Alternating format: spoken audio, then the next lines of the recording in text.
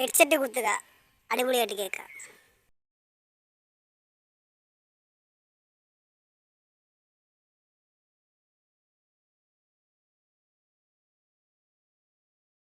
നമുക്ക് പഠിക്കുക എന്ന യൂട്യൂബ് ചാനലിൻ്റെ മറ്റൊരു വീഡിയോയിലേക്ക് എല്ലാവർക്കും സ്വാഗതം. അപ്പോൾ നമ്മുടെ ഇന്നത്തെ സംഭവം എന്ന് പറഞ്ഞു കഴിഞ്ഞാൽ, നിങ്ങൾ ഇതൊക്കെ കണ്ടിട്ട് പഴം കൊണ്ട് വല്ല ജ്യൂസ് അടിക്കാമെന്നായിരിക്കും നിങ്ങൾ വിചാരിക്കുന്നത്. പക്ഷേ സംഭവം അതല്ല.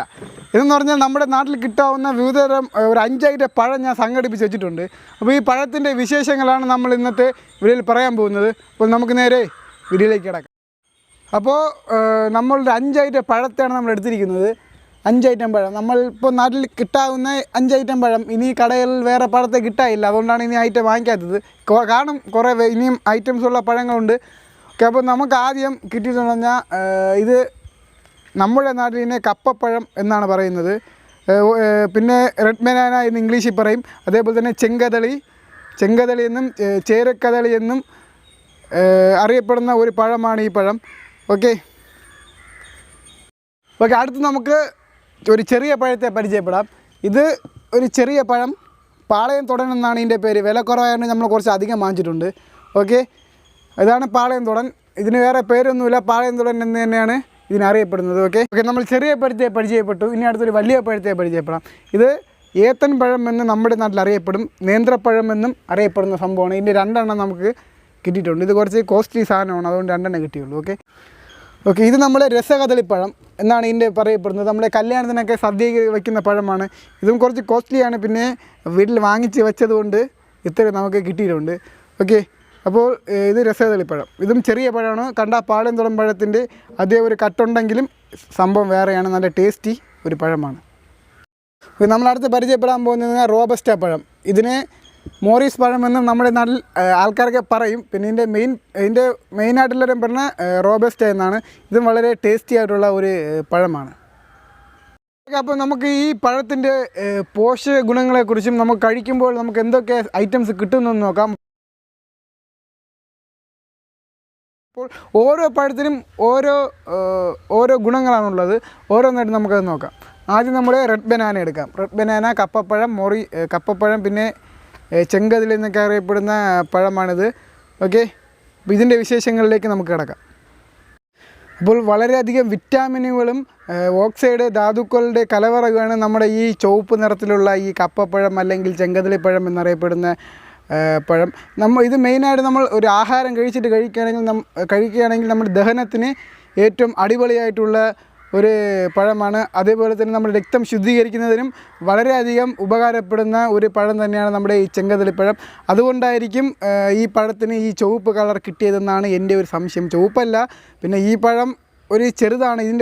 ഇതിൻ്റെ വലുതാവുന്ന പഴങ്ങളുണ്ട്, നല്ല സൈസ് വയ്ക്കുന്ന പഴമാണ്. പിന്നെ നമുക്ക് കിട്ടിയത് ഒരു ചെറിയ പഴമാണ്. പിന്നെ വിറ്റാമിൻ സിയും ബിയും വളരെയധികം കൂടുതലാണ് നമ്മുടെ ഈ പഴത്തിലുള്ളത്.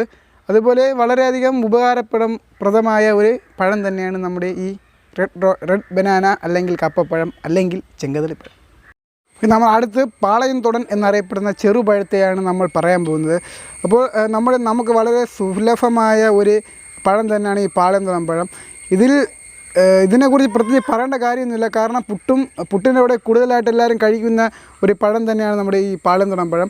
അതുകൊണ്ട് ഇനി പ്രത്യേകിച്ച് ഇതിൻ്റെ വലിയ കാര്യങ്ങളൊന്നും, ഇതിൻ്റെ ടേസ്റ്റിനെ കുറിച്ച് ഞാൻ പറയേണ്ട ആവശ്യമില്ല, നിങ്ങൾക്ക് തന്നെ എല്ലാവർക്കും അറിയാം. പിന്നെ ഇവയിൽ ഏറ്റവും കൂടുതൽ അടങ്ങിയിട്ടുള്ളതെന്ന് പറഞ്ഞാൽ വിറ്റാമിൻ ബി ആണ്. വിറ്റാമിൻ ബിയുടെ ഒരു ഉപയോഗം എന്ന് പറഞ്ഞാൽ നമ്മുടെ ഞരമ്പുകളെ ഉത്തേജിപ്പിക്കാനും ശാരീരിക ക്ഷമത വർദ്ധിപ്പിക്കാനും ഇത് കാരണമാകും. അതേപോലെ തന്നെ നമ്മൾ പ്രഭാതത്തിൽ നമ്മുടെ ഈ പാളയം തുടൻ പഴം കഴിക്കുന്നത് വഴി നമ്മുടെ തലച്ചോറിൻ്റെ പ്രവർത്തനങ്ങളെ കുറച്ചുകൂടി ഉത്തേജകപ്പെടുത്തി നമുക്കൊരു ഉന്മേഷം കിട്ടാൻ വേണ്ടി ഈ പഴം സഹായിക്കും. അതുകൊണ്ട് തന്നെയായിരിക്കും പണ്ട് കാലം മുതൽ രാവിലത്തെ ബ്രേക്ക്ഫാസ്റ്റ് നമ്മൾ പാളയം തുടൻ പഴം ഉപയോഗിക്കുന്നത്. ഓക്കെ, പണ്ടത്തെ ഉള്ളവർക്ക് അന്ന് തന്നെ അപ്പോഴേ ഇതിനെക്കുറിച്ച് അറിയാമെന്നാണ് തോന്നുന്നത്. ഓക്കെ, നമ്മൾ അടുത്ത് പരിചയപ്പെടുത്താൻ പോകുന്നതെന്ന് പറഞ്ഞാൽ ഏത്തൻ പഴം അല്ലെങ്കിൽ നേന്ത്രപ്പഴം എന്നറിയപ്പെടുന്ന ഒരു പഴമാണ്. ഓക്കെ, അപ്പോൾ ഇതിനെക്കുറിച്ച് പറയുകയാണെങ്കിൽ വിറ്റാമിൻ B6 എന്ന ഒരു പ്രത്യേകതര വിറ്റാമിൻ അടങ്ങിയിട്ടുള്ള ഒരു പഴമാണ് നമ്മുടെ ഈ ഏത്തൻ പഴം അല്ലെങ്കിൽ നേന്ത്രപ്പഴം.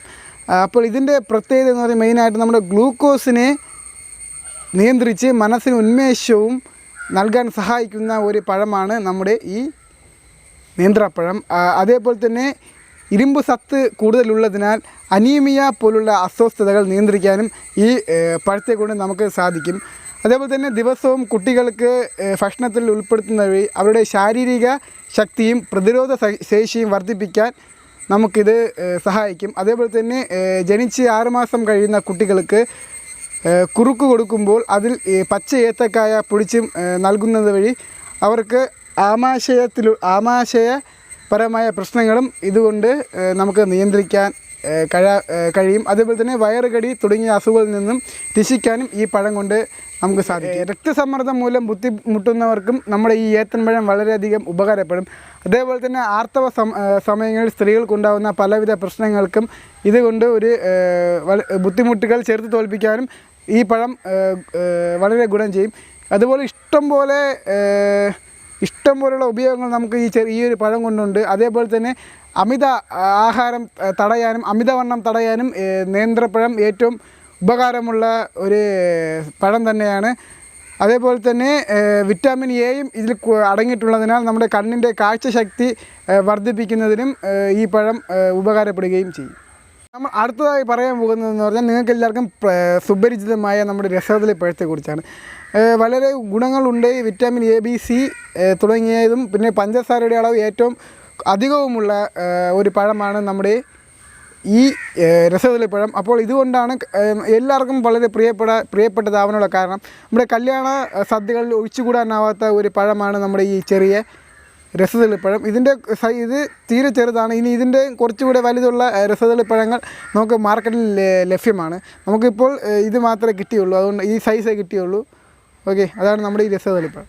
ഓക്കെ, നമ്മൾ അടുത്തതായി പരിചയപ്പെടുത്താൻ പോകുന്നത് നമ്മുടെ ലിസ്റ്റിലെ ഏറ്റവും അവസാനത്തെ പഴമായ റോബസ്റ്റ പഴം. നമ്മുടെ നാട്ടിൽ ചിലർ മോറിസ് പഴം എന്നും ഇതിനെ വിശേഷിപ്പിക്കാറുണ്ട്. കാരണം എന്തെന്ന് അറിഞ്ഞൂടാ. അപ്പോൾ ഈ പഴം ഇതിൻ്റെ ഒരു പ്രത്യേകത എന്ന് പറഞ്ഞാൽ പച്ചപ്പഴമാണ്. ഇതിൻ്റെ പഴുത്താൽ ഇത് പച്ച കളറിരിക്കുന്ന ഒരു പഴമാണ് നമ്മുടെ ഈ റോബസ്റ്റ പഴം. നല്ല പഴുത്തതുകൊണ്ടാണ് ചെറുതായിട്ട് ഈ കറുത്ത പാടൊക്കെ ഉള്ളത്. അപ്പോൾ പഴുത്ത് കഴിഞ്ഞാലും പച്ച കളറിരിക്കുന്ന ഒരു പഴമാണ് നമ്മുടെ ഈ റോബസ്റ്റ പഴം. അതേപോലെ തന്നെ നമുക്കിതിൻ്റെ ഇന്ത്യയിൽ ഏറ്റവും വ്യാപകമായി കണ്ടുവരുന്ന എല്ലാവർക്കും പ്രിയപ്പെട്ട ഒന്ന് തന്നെയാണ് നമ്മുടെ ഈ റോബസ്റ്റ പഴം. ഇതുപോലെ തന്നെ ഏത് പ്രായക്കാർക്കും കഴിക്കാൻ പറ്റുന്ന ഒരു പഴം തന്നെയാണ് ഈ പഴം എന്ന് പറയുന്നത്. അപ്പോൾ ഇതിൻ്റെ നമ്മുടെ ശരീരത്തിന് മെയിനായിട്ട് നമ്മുടെ ദഹനത്തിനും കുടലിലെ അസുഖങ്ങൾക്കും അസുഖം മാറുന്നതിനും അസുഖം വരാതിരിക്കാനും നമ്മളെ ഏറ്റവും കൂടുതൽ സഹായിക്കുന്ന ഒരു പഴമാണ് നമ്മുടെ ഈ റോബസ്റ്റ പഴം. അതുപോലെ തന്നെ നമ്മുടെ ഈ വെയിറ്റ് ലോസ്, നമ്മുടെ ശരീരത്തിൻ്റെ വെയിറ്റ് കുറയുന്നത് തടയാനും നമുക്ക് ഈ പഴം കൊണ്ട് ഉപകാരപ്പെടും. ഓക്കെ, അപ്പോൾ നമ്മൾ 5 ഐറ്റം പഴത്തിൻ്റെയും പേരുകളും പോഷക ഗുണങ്ങളും അതിൻ്റെ ചെറുതായുള്ള പ്രത്യേകത നമ്മൾ പറഞ്ഞു കഴിഞ്ഞു. ഇനി നമ്മൾ പഴം അൺബോക്സിംഗ് ആണ് ചെയ്യാൻ പോകുന്നത്. അപ്പോൾ ഇനി പഴത്തിനകത്ത് ഈ തൊലി മാറ്റിയാൽ അകത്ത് എന്താണ് എന്ന് നമുക്ക് നോക്കേണ്ടതുണ്ട്. ഓക്കെ, ആദ്യം നമ്മൾ എടുക്കുന്നത് നമ്മുടെ ലിസ്റ്റിലെ 1ാമത്തെ പഴമായ നമ്മുടെ ഈ കപ്പപ്പഴം അല്ലെങ്കിൽ ചെങ്കദളിപ്പഴം എന്നറിയപ്പെടുന്ന നമ്മുടെ ഈ പഴമാണ്. അപ്പോൾ ഈ പഴം അൺബോക്സ് ചെയ്യാൻ വേണ്ടി നമ്മൾ മെയിൻ ടൂൾ എടുക്കുകയാണ്. മെയിൻ ടൂൾ നമുക്ക് ആവശ്യമില്ല. കാരണം പഴത്തിൻ്റെ തൊലി പൊളിക്കാൻ എല്ലാവർക്കും അറിയാവുന്നതാണ്. പിന്നെ നമ്മുടെ ചാനലിലെ മെയിൻ ടൂൾ ആയതുകൊണ്ട് നമുക്കിതിനെ ഉപേക്ഷിക്കാൻ പറ്റാത്തത് കൊണ്ട് നമ്മൾ പഴത്തെ അൺബോക്സ് ചെയ്യുകയാണ്. അപ്പോൾ നമ്മൾ ആദ്യം പഴത്തെ എടുത്തിട്ട് കത്തി കൊണ്ടാണെങ്കിൽ നമ്മൾ ഈ ഞെട്ടിനെ ആദ്യം അറുത്ത് കളയുക. ഓക്കെ, അടുത്ത നമ്മൾ നെടുവേക്ക് കീറുക. എന്നിട്ട് നമ്മളിങ്ങനെ നമ്മൾ തുണിയൊക്കെ മാറും പോലെ അപ്പോൾ ഈ ചുവപ്പ് തൊലി കളഞ്ഞു കഴിഞ്ഞാൽ അകത്ത് ഒരു മഞ്ഞ കളർന്ന ഒരു കളറാണ് നമ്മുടെ ഈ കപ്പപ്പഴത്തിനുള്ളത്. ഓക്കെ, അങ്ങനെ നമ്മുടെ അൺബോക്സിങ് കഴിഞ്ഞിട്ടുണ്ട് ഒരു പഴത്തിൻ്റെ. ഇനി നമുക്കിതിൻ്റെ ടേസ്റ്റ് എങ്ങനെ ഉണ്ടെന്ന് നോക്കാം. ഓക്കെ,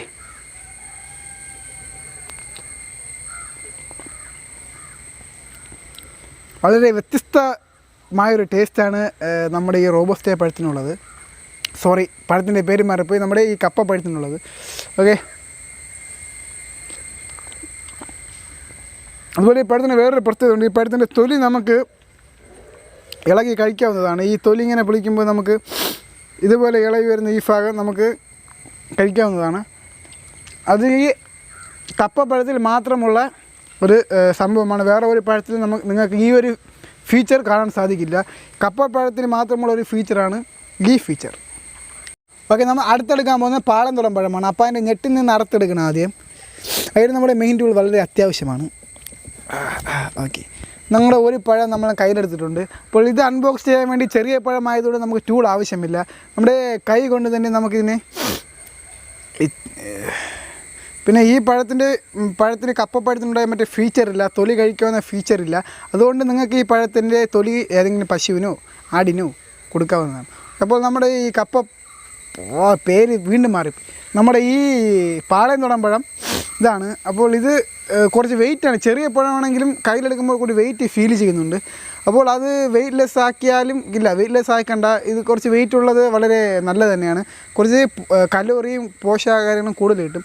നമുക്കടുത്ത് കപ്പപ്പഴം, പാളയംകുടം പഴം കഴിക്കാം. നല്ല മധുരവും ചെറുതായൊരു പുളിപ്പും ഉണ്ട്. കാരണം ഇത് ഫുൾ പഴുത്തിട്ടില്ല, അതിൻ്റെ ഒരു ചെറിയൊരു പുളിയുണ്ട്. എങ്കിലും അടിപൊളിയാണ്. കപ്പപ്പഴത്തിൽ നിന്ന് ടേസ്റ്റ് കുറച്ചുകൂടെ വ്യത്യസ്തമായൊരു ടേസ്റ്റ് ഉണ്ട് നമ്മുടെ ഈ പാളയംതുടം പഴത്തിന്. ഓക്കെ, അടുത്ത് നമ്മൾ എടുത്തിരിക്കുന്നതെന്ന് പറഞ്ഞാൽ നമ്മുടെ ഈ ലിസ്റ്റിലുള്ള ഏറ്റവും വലിയ പഴമാണ്. ഏറ്റവും വലിയ പഴം ആണ് നമ്മുടെ ഏത്തൻ പഴം, അല്ലെങ്കിൽ നേന്ത്രപ്പഴം എന്നും അറിയപ്പെടും. അപ്പോൾ ഇത് അൺബോക്സ് ചെയ്യാൻ നമുക്ക് മെയിൻ ടൂൾ എടുക്കാം, വലുതല്ലേ. അപ്പോൾ നമ്മുടെ മെയിൻ ടൂളിൻ്റെ അത്രയും ഉണ്ട് നമ്മുടെ ഈ ഏത്തപ്പഴം. അതുകൊണ്ട് കുറച്ച് അഹങ്കാരം കൂടുതലാണ് നമ്മുടെ ഏത്തപ്പഴത്തിന്. ഓക്കെ, നമുക്ക് എന്തിനാലും കുഴപ്പമില്ല, അൺബോക്സ് ചെയ്യാം. ആദ്യം നമ്മുടെ ഈ തണ്ട് കപ്പപ്പഴത്തിന് അറുത്തതുപോലെ അങ്ങ് അറുത്ത് കളയുക. പിന്നെ നമ്മുടെ നാട്ടിൽ ചിപ്സ് ഉണ്ടാക്കാനും വാഴയ്ക്കപ്പം അല്ലെങ്കിൽ പഴംപൊരി ഉണ്ടാക്കാനും ഉപയോഗിക്കുന്ന പഴമാണ് നമ്മുടെ ഈ ഏത്തപ്പഴം. നമുക്കതിനിങ്ങനെ അറുത്ത് അൺബോക്സ് ചെയ്യാം. ഇപ്പോൾ ഇതിൻ്റെ വെയിറ്റ് എന്ന് പറഞ്ഞാൽ ഒരു 100 ഗ്രാം അല്ലെങ്കിൽ 150 ഗ്രാം വെയിറ്റ് വരും. തൊലി നല്ല കട്ടി, അത് അറുത്തൊരു പ്രത്യേകത, തൊലിക്ക് നല്ല കട്ടി ഉണ്ടായിരിക്കും. നമ്മുടെ ഈ ഏത്തപ്പഴത്തിൻ്റെ തൊലി വളരെ കട്ടിയുള്ള തൊലിയായിരിക്കും. അപ്പോൾ നമ്മളിങ്ങനെ തൊലി ഇങ്ങനെ ഉരിച്ചെടുക്കുക. ഓക്കെ, ഇതാണ് നമ്മുടെ ഏത്തപ്പഴം. നല്ല മഞ്ഞ കളറാണ്, തൊലി പോലെ തന്നെ അകവും ഒരുവിധം നല്ല മഞ്ഞ കളറാണ് നമുക്ക് ലഭിക്കുന്നത്. ഇതിൽ കഴിച്ച് ടേസ്റ്റ് നോക്കാം.